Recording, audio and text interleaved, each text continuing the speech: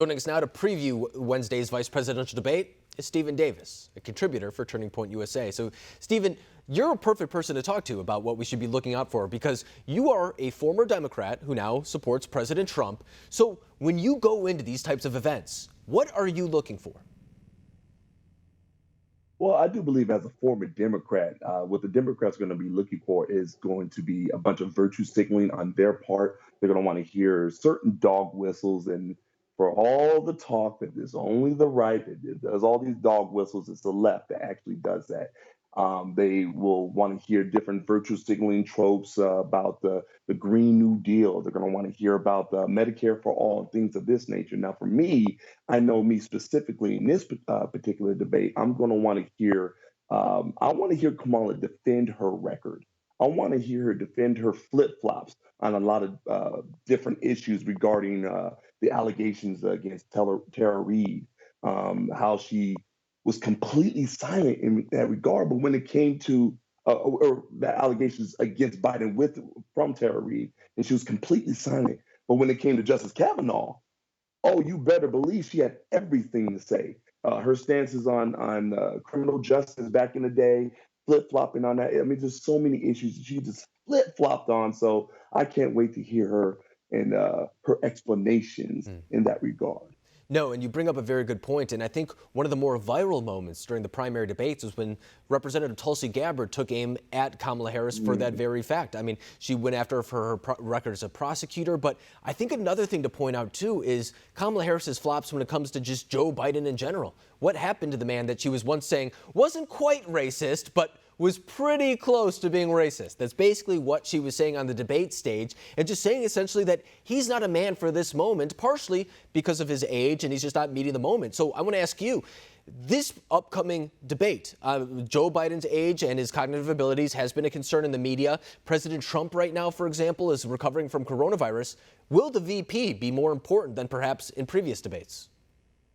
Absolutely. I think we all understand at this particular point that this is the VP, Mike Pence, versus the potential president, okay, of the United States. We all understand that pretty much Biden is just a Trojan horse into the presidency. Should he win? Should he win? He's just a Trojan horse to have the Kamala presidency.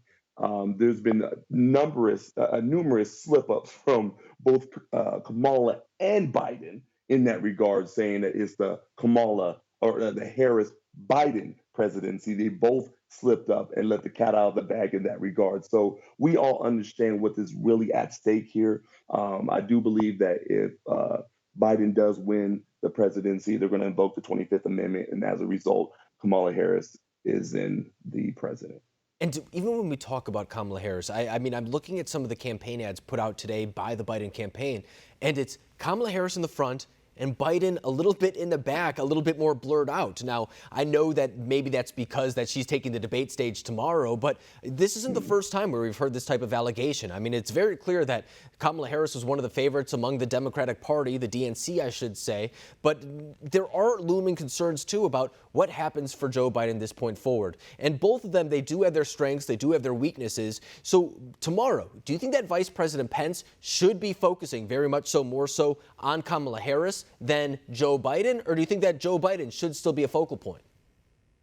I really think he needs to attack full frontal assault on Kamala Harris and her flip flops because she comes off as very disingenuous. She comes off as a panderer, trying to say the right things at the right time and the virtue signaling and all of that, things of that nature. She doesn't have any popular prescriptions for the country.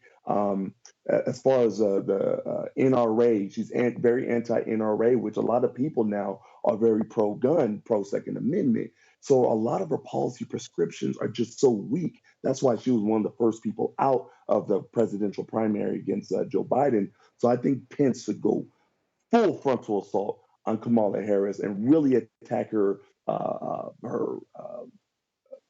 just Record, everything who she is as a person, her ah. record, just attack her full front. I think that would be the best course of action. You know, you bring up a very interesting point, and it's the idea that Kamala Harris was, as we were saying, very touted among the Democratic establishment, but she didn't get the support she needed. She didn't even make it to Iowa, the first caucus, and then when she didn't, she said that the Democratic Party had racist and misogynistic reasons within it that they needed to address. And a lot of people at the time saying, how could you be saying that about the people that you're supposed to be winning over? And now here she is on the Democratic ticket nonetheless, so perhaps that'll come up tomorrow as well. But Stephen Davis, I really appreciate you coming on the program tonight, giving your perspective on what we can expect on that highly anticipated event on Wednesday. Thank you.